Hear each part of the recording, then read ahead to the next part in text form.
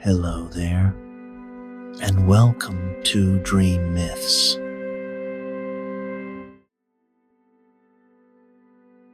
As twilight gathers her skirts and drapes them gently over the wind-swept Scottish moors, let your breath slow, let the day soften. Imagine a place where stories grow wild as the heather, where the land itself seems to hum with memory. Tonight, we begin not with thunder, nor the sharp cry of legend, but with a hush, a whisper, a breath. Before the tale, picture a valley wrapped in lilac bloom, where the heather sways not to the wind, but to a melody only the heart can hear.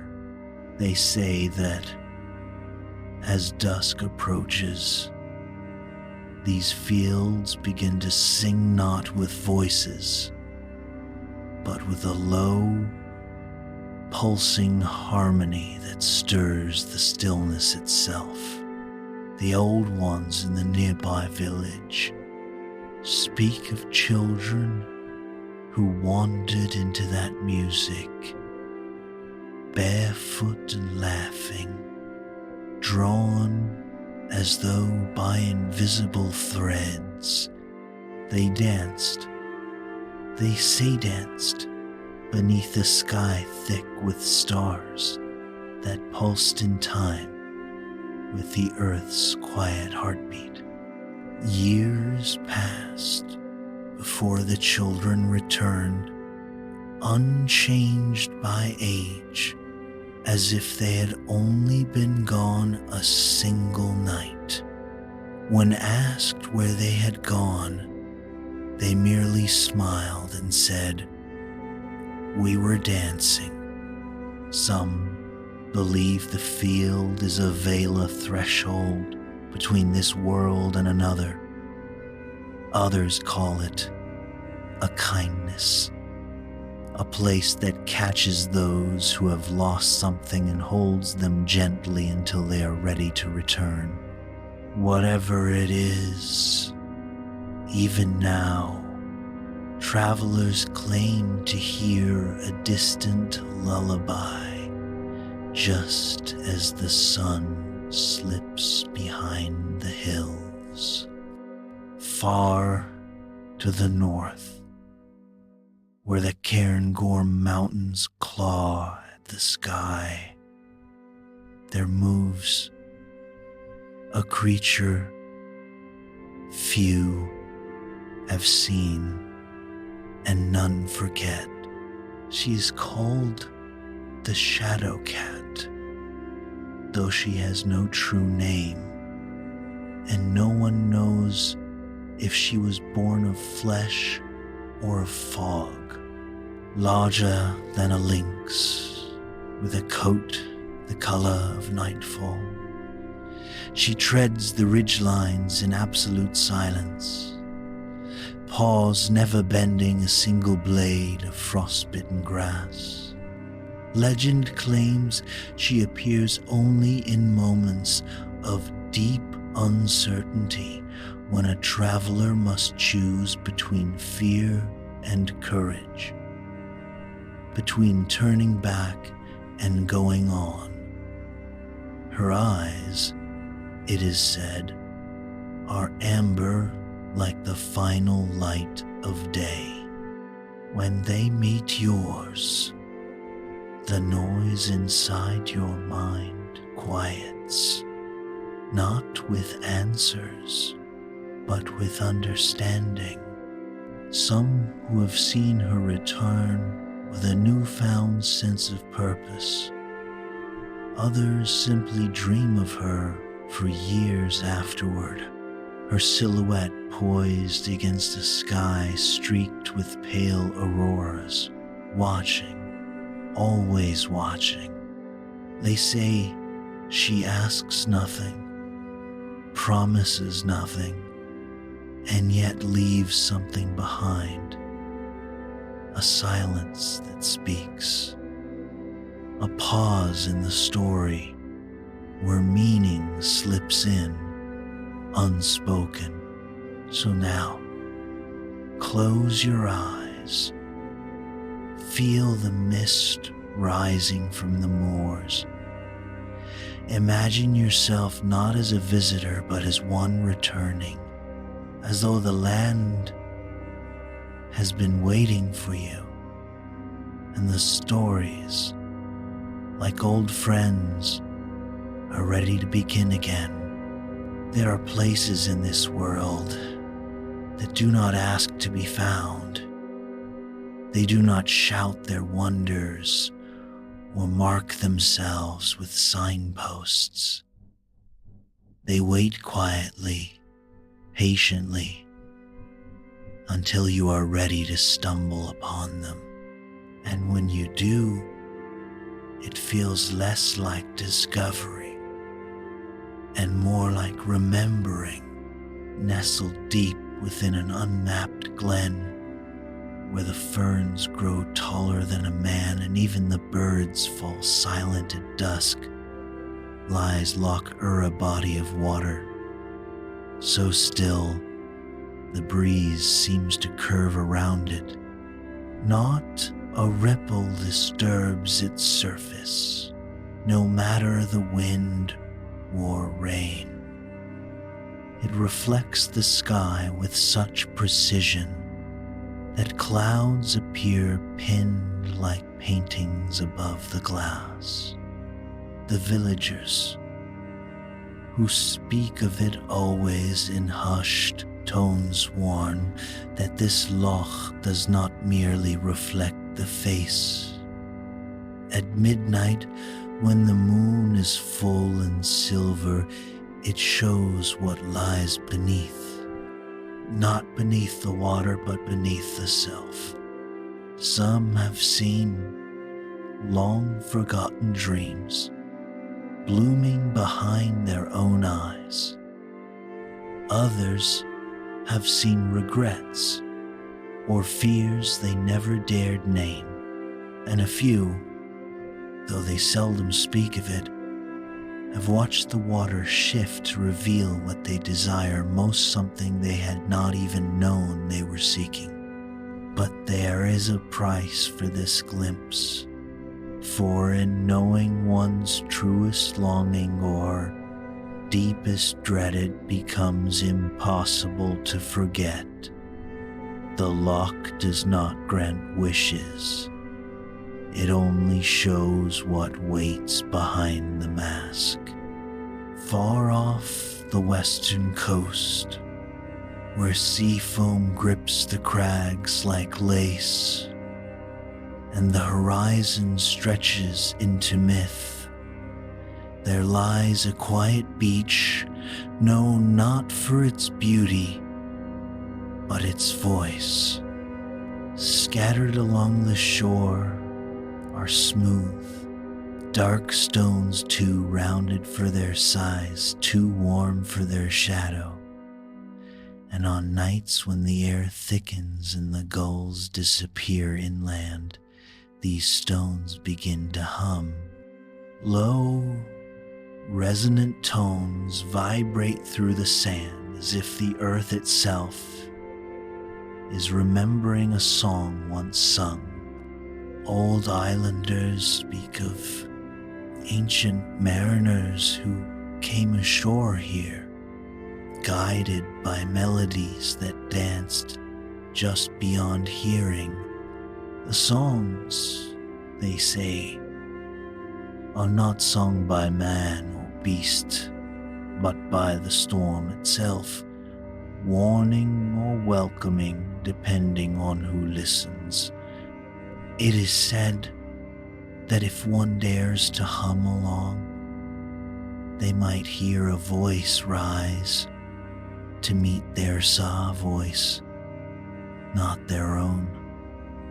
A harmony born of no throat, no breath, only stone.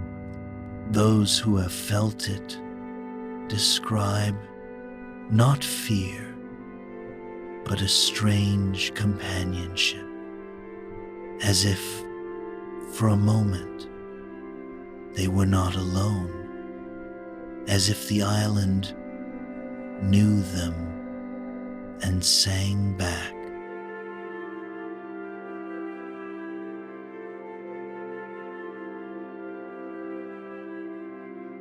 There is a hollow, cradled between the hills, like a secret whispered into the land. Most days, it is nothing just tall grass and wind and the quiet buzz of summer midges. But when thunder rolls across the moorland and the sky rumbles with old fury, something stirs. A shepherd once spoke of Itho lightning struck nearby, and the earth beneath his feet opened like a yawn, not violently, but almost politely. Inside, a stone spiral staircase, untouched by time, leading downward into a soft, golden glow. At the bottom, he found no dust, no silence, only books. Thousands, maybe more, floating gently as though buoyed by memory itself. Each book bore no title, no author. But when he opened one, he read a dream not his, but someone's, a dream so vivid it felt like stepping into another life. Some were joyful, some terrifying, others left him weeping, though he could not say why. When he emerged, the hollow had closed, the sky had cleared, and in his hand, without realizing, he held a page torn from a dream not his own. He keeps it still in a wooden box, and sometimes, in sleep, he visits that dream again. These are the places that do not wish to be understood. They ask only that you listen, not with ears, but with stillness. For there is knowledge hidden in the quiet and mystery in the spaces between explanation. All you must do is stay. There comes a point in every journey where the soft edges of mystery sharpen, where wonder turns into a question that will not be ignored. Some stories do not drift gently through the mind, they strike it. They carve out space and linger as if they've always been there, waiting to be remembered among the crumbled bones of Castle Bray, towers long fallen, its banners swallowed by moss walks, a figure robed in scarlet, not the delicate red of roses or ribbon, but the deep hue of dried blood and dying embers. She does not drift like the mournful spirits of forgotten maids. She walks with purpose, her steps decisive, her presence charged with an electricity that rattles the soul. They call her the Red Lady, though none recall her true name. According to whispers passed between firesides, she was once a queen betrayed, not by enemies, but by her own blood, cast out, silenced, and remembered only in fragments. But legend insists she returned not for revenge, but for balance. She appears only to those who stand on the precipice, those who feel the weight of a blade in their hands, whether metaphorical or not.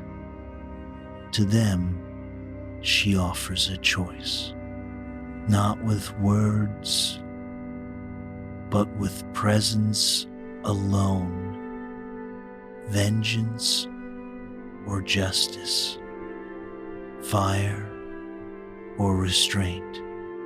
Witnesses say the air grows warmer before she arrives, the scent of iron rising on the breeze. Some who saw her changed the course of their lives. Others disappeared entirely, as though consumed by their own decision. Castle Bray remains, barely more than stone and ash. But those who pass by do not linger, not out of fear, but respect, for they know some truths cannot be buried, and some queens do not forget. On the ragged cliffs of Orkney, battered by wind and eternity, lie the remnants of a ruin whose name has been erased by time. Only one feature remains intact: a stone table, etched with a grid, its edges worn smooth by salt and silence. Upon that table rest 32 figures Kessman, carved from ancient whalebone, knights with hollow eyes, kings with unknowable smiles, queens frozen mid-thought. And every morning they stand in a new position. The villagers no longer try to explain it. They merely say, the game continues. They believe it is a match between fate and time, begun before language had shape, and destined to end only when the stars themselves flicker out. Some say the board reflects great choices unfolding in the world. A pawn moved in Orkney, and a kingdom topples elsewhere. Once, a child rearranged the pieces, thinking it a toy. That night, a storm came like none, before waves swallowing boats that had weathered 100 winters. Since then, the board has been left untouched. The pieces do not move when watched. Only in darkness do they find their place again. And sometimes, just before dawn, the wind carries the faint clack of bone against stone, and the sound of someone thinking several moves ahead in a village that appears on no map. Nestled between valleys where echoes fear to travel, lived a man who built clocks, but not the kind that ticked off seconds or counted the dull march of days. No, his clocks measured what could not be seen. Some counted hopes, others secrets. One, it is said, measured the time between a person's first and final heartbreak. He worked alone, his cottage filled with delicate gears and silent pendulums. No two clocks ever told the same truth, and one, carved from yew and inlaid with opal, was said to measure lies. It did not chime. It did not move.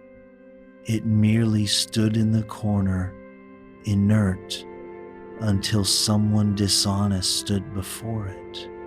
Then it would still the heartbeat of the liar, not forever, but just long enough for the truth to feel like drowning. No one could explain how it worked. Some dismissed it as folklore. But when the village disappeared, vanished overnight, every house intact but empty, only the clocks remained, still ticking in perfect synchrony. The cottage stands silent now, overgrown but untouched, and the liar's clock still waits in the shadows, patient as ever, its hands never moving until you step too close. Not every legend soothes. Some unsettle purposefully. They are not there to lull you to sleep, but to awaken something long dormant, a question without an answer, a heartbeat in the dark, and just beyond it, the story continues. Eventually, even the most stirring tales must exhale, not with finality but with gentleness, as if the very land, once trembling with memory and myth, has chosen to hush. It is here, in the hush, that we find another kind of magic. Not the kind that startles, but the kind that stays, tucked behind a forgotten stone archway, halfway between river and woodland. There exists a garden not marked on any map. It cannot be entered by day. It does not open with footsteps, but with longing. Each year, beneath the waning light of a harvest moon, the garden blooms not with color, but with light. Delicate blossoms, pale as breath, shimmer softly as if remembering something joyful from long ago.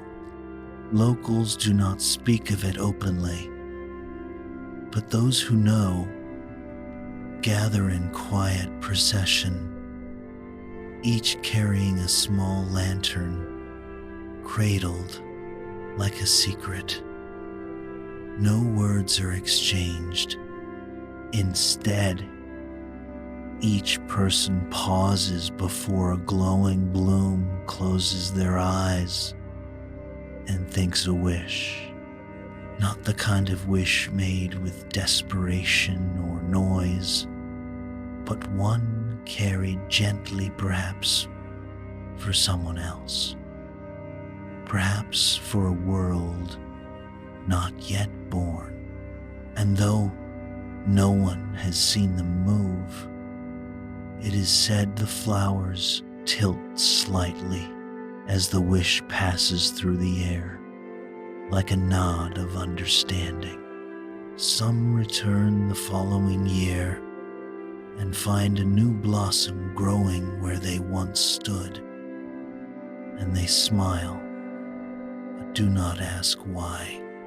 In the heart of a narrow glen, surrounded by briars so dense they seem woven by intention, rests a creature of impossible grace, a stag, pure white, antlers like moonlight caught in motion, lies beneath a gnarled oak, whose roots drink deeply from ancient sorrow. He does not move. He does not rise. He simply is. Those who have found him speak not of awe, but of an overwhelming need to forgive, to release, to speak softly into the stillness some apology long buried beneath pride or pain.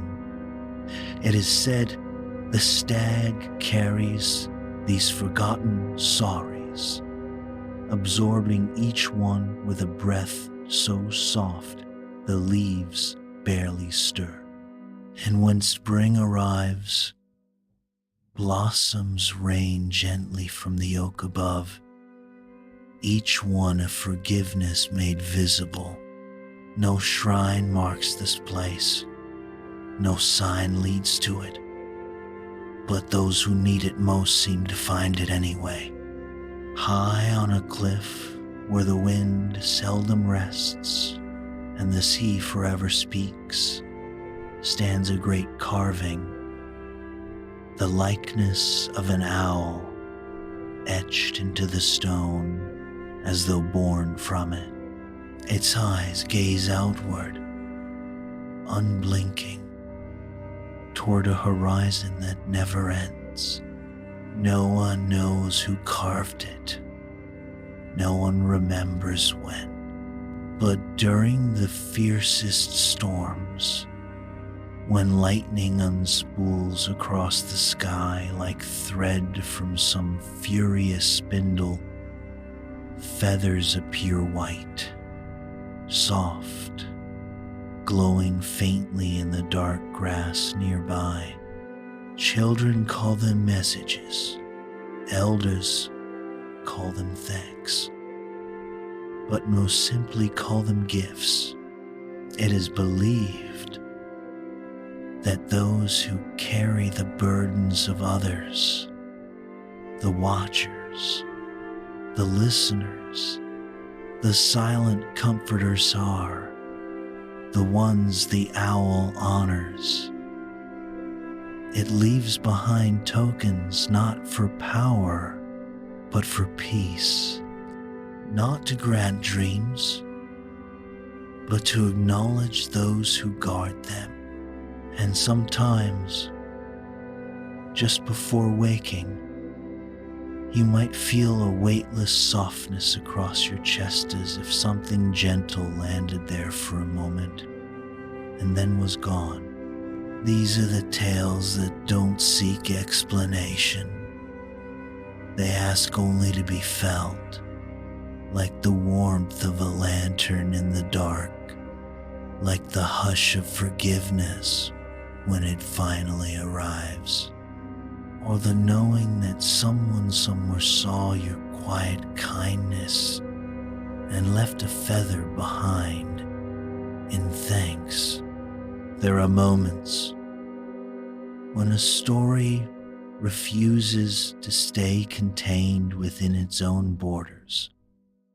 It spills out through time, through reason folding what we know into something greater, stranger, almost too vast for language. These are not legends told to explain. They are told because without them, the world would feel less possible. Once in every 100 years, beneath a moon pale with memory, an entire village simply vanishes. Not violently, not with sound or fire, just absence. One moment it breathes, the next it holds its breath, and for one night it does not belong to the world we know. When the sun rises, the village returns. Nothing changed. No one aged. The flowers remain undisturbed in their pots. The bread sits warm upon the window sills, but every villager carries something new, a memory they could not have lived. Some describe watching the birth of a child not yet conceived.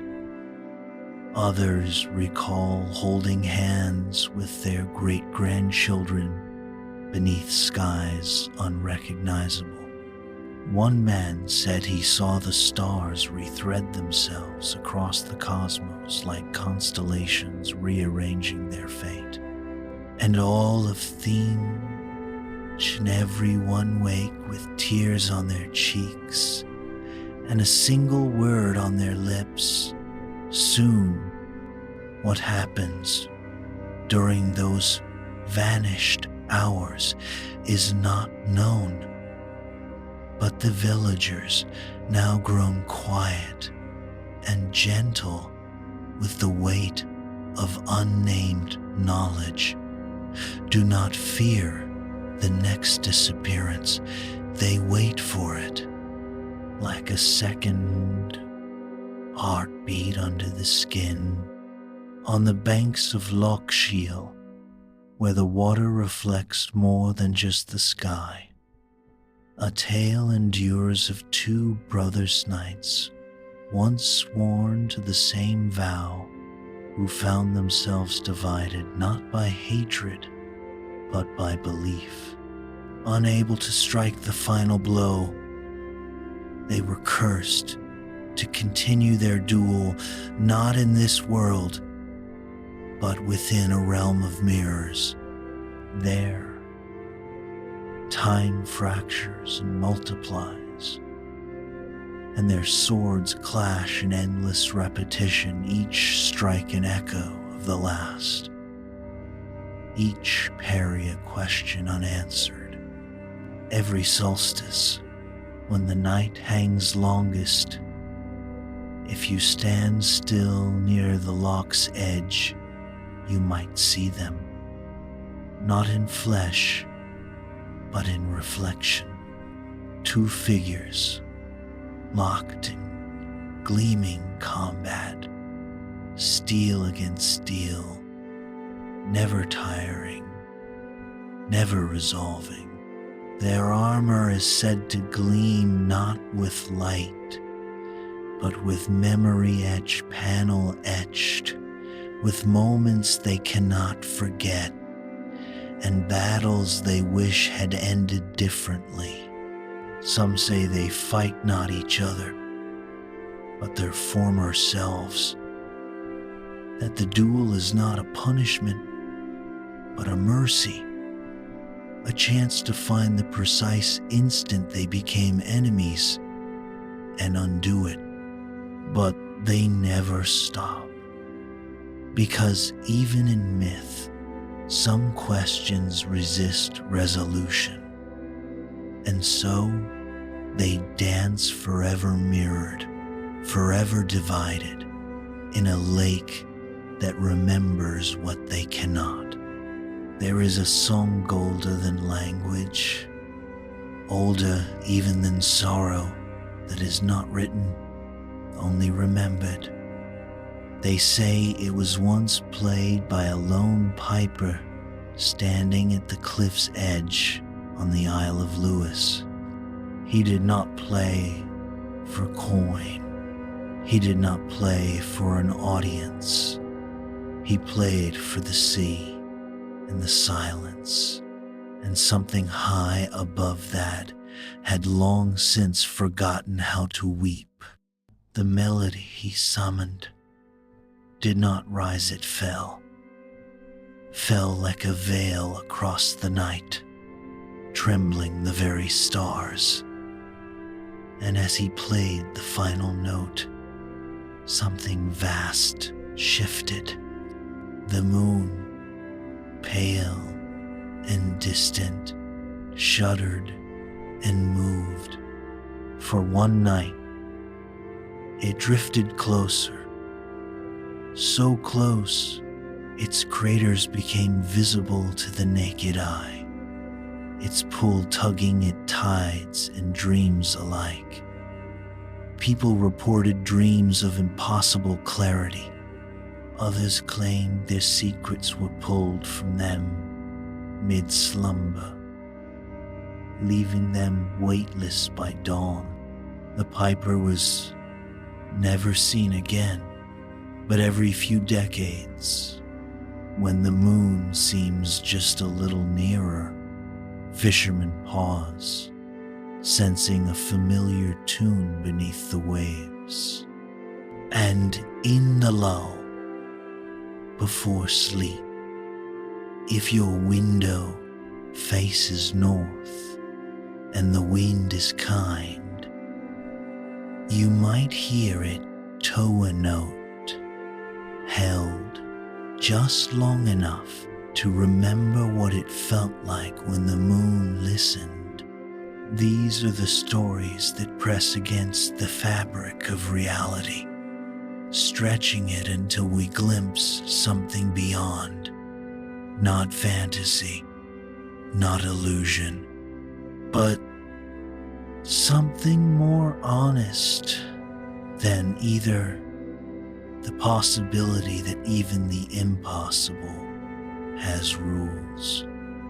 And sometimes those rules bend after the swell, after the echo heart remains, is stillness, not absence, but presence of a quieter kind, the kind that does not seek to impress, only to stay. In this final chapter of our wandering, we do not chase mystery. We listen to it settle between two nameless hills, veiled in moss and memory. Lies a narrow glen that bends time now dramatically, but gently. The path that winds through it seems short at first, barely a few minutes' walk, and yet those who pass through speak of hours they cannot account for, and thoughts they've never voiced aloud. No birds call here. Even the wind seems to hesitate, as if unwilling to intrude. The glen does not offer answers, only space. They say that each traveler is gifted one moment brief and weightless where time itself pauses, a chance to speak aloud something long held in silence, not for another's ears, but for your own. Regrets, apologies, truths never given voice. These words, once whispered into the hush, do not echo. They linger. They become part of the glen, floating like warm mist just above the bracken, waiting to brush against the next soul who needs them. And those who leave often find they carry less than when they arrived, though they are never quite sure what was taken. Long ago, when maps were drawn by memory and night skies told stories no ink could hold, there lived a boy who whistled lullabies not for children, but for stars. He had no family but the hills, no flock but the constellations. Each night, he would stand barefoot in the heather and send a melody skyward, thin and silver and full of yearning. And the stars, it is said, would follow, Villagers noticed how certain stars moved in clusters, changing their patterns subtly, as if drawn by a herdsman's invisible crook. They called him the Star Shepherd, and left milk by their windows to thank him for keeping the sky in order. To this day, shepherds still hum as they move through the dark, soft, minor tunes that mirror wind and silence. They say it calms their flocks. But sometimes, just sometimes, a single star will shift course slightly, as if remembering a boy who once sang to it from below. In the crumbled ruins of a stone cottage buried deep in the moor, one object remains untouched by time. A small candle, unlit yet flickering. It does not burn, and yet those who see it swear they felt the warmth of its glow. It is said the candle appears only to those who carry a story one too heavy, too tangled, or too tender to tell. It does not demand the story be spoken, only acknowledged. Sit beside it, and the flame steadies. Linger, and it glows brighter, fed not by wax, but by the quiet courage it takes to let a memory soften in the light. When the visitor leaves, the candle vanishes, but often they find themselves speaking the story aloud days later, sometimes to a stranger, sometimes to no one at all, and always they speak it more gently than they imagined possible. Not all magic crackles. Some warms, some waits, and some simply reminds us of what we already knew if only we had paused long enough to hear it. So now, as you drift toward rest, know this: the path is still there, the stars are still listening, and the candle still flickers for you. Some stories end with resolution, others with silence, but there are those that leave behind a kind of resonance, something that hums long after the final word, like a bell tolling not for closure, but for awakening. What follows is not conclusion, but echo, high among the highland ruins, where stone meets sky and the wind forgets its direction. There exists a shadow that does not belong to any wall or tower. It appears only once, just before the first light of dawn when the stars have dimmed, but the sun has not yet risen. In that brief breath of in-between, the shadow aligns perfectly, impossibly with the ridgeline beyond, forming what can only be described as a door, not etched or carved, but suggested, as if the landscape itself has remembered a threshold it once knew.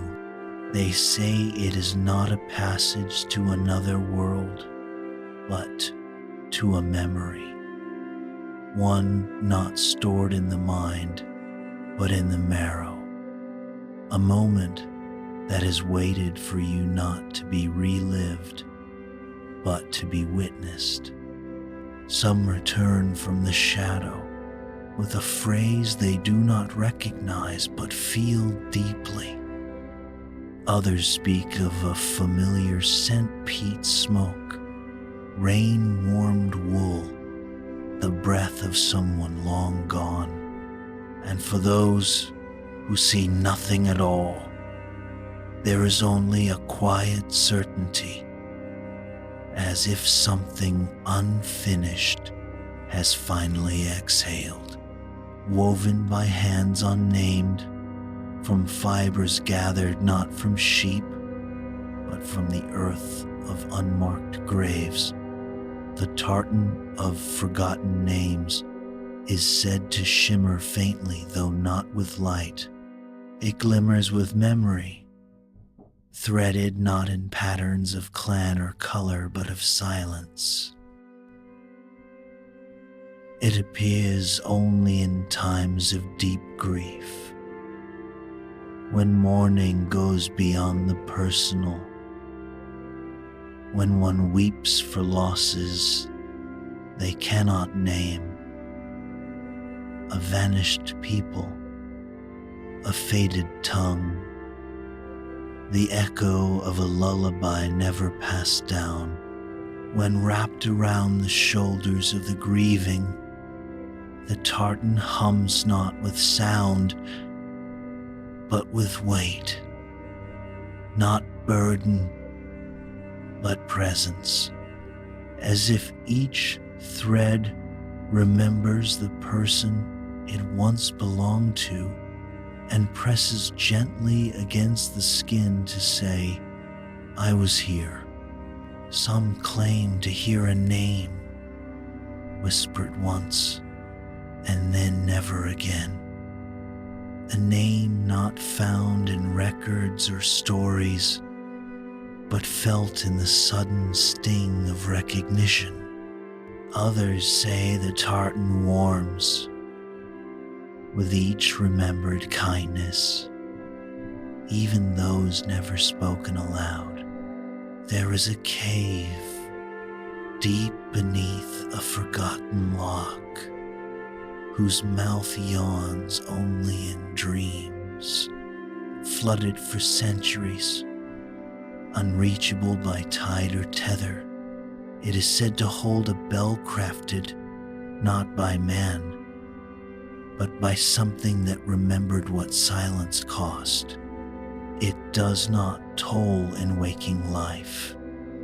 It waits, submerged, until someone dreams of water, so still it reflects nothing. In that moment, the bell rings not into the ears, but into the bones. Those who hear it never describe the sound.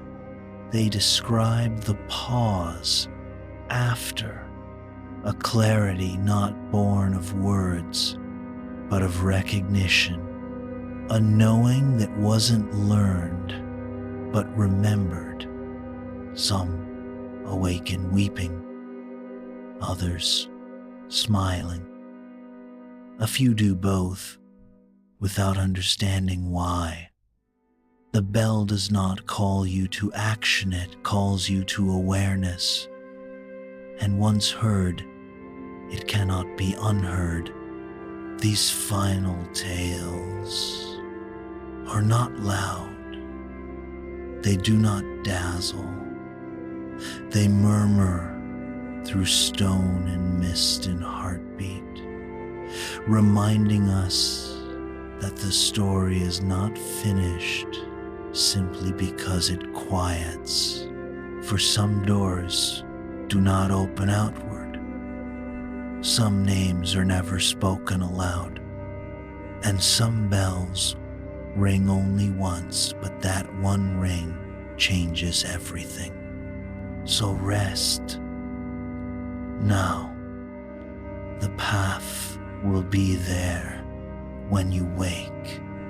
The stars will still be listening, and somewhere deep beneath the hush, something ancient and kind waits, just long enough for you to remember.